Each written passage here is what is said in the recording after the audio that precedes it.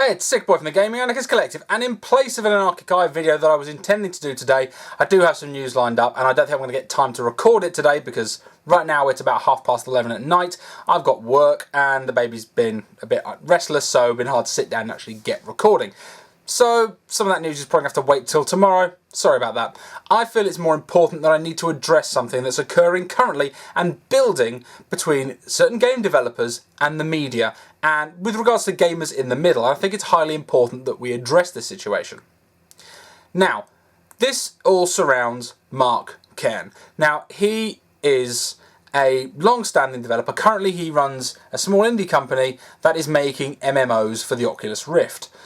He has a history with Blizzard, a long history with Blizzard. He was a team lead on Vanilla World of Warcraft. He was a producer on Diablo 2 and on StarCraft. He is a storied, respected pillar of the development community, and has therefore been one of the main people that we should be looking to thanking to help build the industry in the way that it is. People like him are the lifeblood of this industry and the lifeblood of creating great games. So we should be supportive when they act in a way that is supportive of the industry as a whole. In this case, he wrote a petition, specifically calling on Polygon and Kotaku to come to the table and accept that they are part of the problem of the mainstream media's representation of gamers, that the fact that that Special Victims Unit episode, that intimidation game rubbish from Law & Order, was a complete and utter fiction, but it was a fiction that was being pushed by the likes of Polygon and Kotaku, specifically. Your major other websites like IGN didn't touch this kind of drama, but Polygon and Kotaku, they swim in this filth. They absolutely love it. So he asked them to come to the table, accept their responsibility, and try and heal the wounds between many gamers and the press. Because frankly, we know that there's a lot. We know it. One of the reasons I started doing this in the first place is because I saw that games media was not fit for purpose. I saw it as nothing but patronising and just regurgitating either press releases or op-eds that just took the opportunity to take snide potshots at gamers. And I wasn't standing for it anymore. And that's why I'm here doing this today. So I support that. I think these people need to come to the table and they need to accept their responsibility. They seem to think otherwise, though. Polygon senior editor Ben Kuchera went off and lambasted Mark. Absolutely lambasted him. As did people from Polygon and other websites like GameRanks. The editor-in-chief at GameRanks had a go as well. Lots of other people stuck their boot in and started smearing and insulting the man, who all he was asking was for a bit of resolution, people to come to the table and try and work out some kind of arrangement that we can come to and help things move forward. And it's been met with nothing but negativity from the games media in general. Other than small niche websites that are particularly pro-gamer, otherwise they've just been either ignored or lambasted. VG247, not exactly the name in games media, but they wrote a flat-out hit piece on the man. Absolute hit piece, saying that he's partly responsible, he's part of the problem, don't shoot the messenger. So don't shoot the messenger, gamers are genuinely horrible. Gamers are horrible, gamers are dangerous, gamers are a threat to the safety of people, and you're making things worse. And frankly, he said that anybody who signs, if you're a developer and you sign this petition, that ink is quite hard to wash off your hands. That is no more than a threat, and say that we will see you on our shit list if you dare speak out against the industry. Now that is nothing if not media corruption at its finest. The fact that they flagrantly publish something like this as an op-ed is despicable. And Mark addressed it in a very respectful manner. He emailed them and asked them, could he have a chance for a rebuttal? Could he have his case heard? What did they say? No. They don't publish that kind of thing. They're not interested in that kind of thing. What does that tell you? From the bottom to the top, that website has no interest in resolution.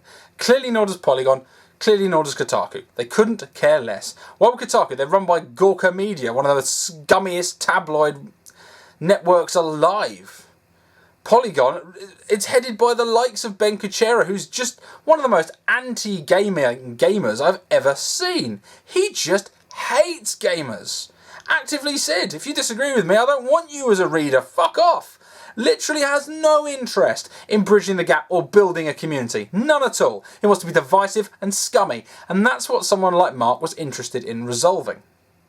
And has faced nothing but aggravation from the side that he, I assume, was expecting to be far more reasonable from the offset. He is discovering, from what I've spoken to him about, he seems to be discovering that gamers who are being lambasted by the media are being highly welcoming and respectful, even if he disagrees with them.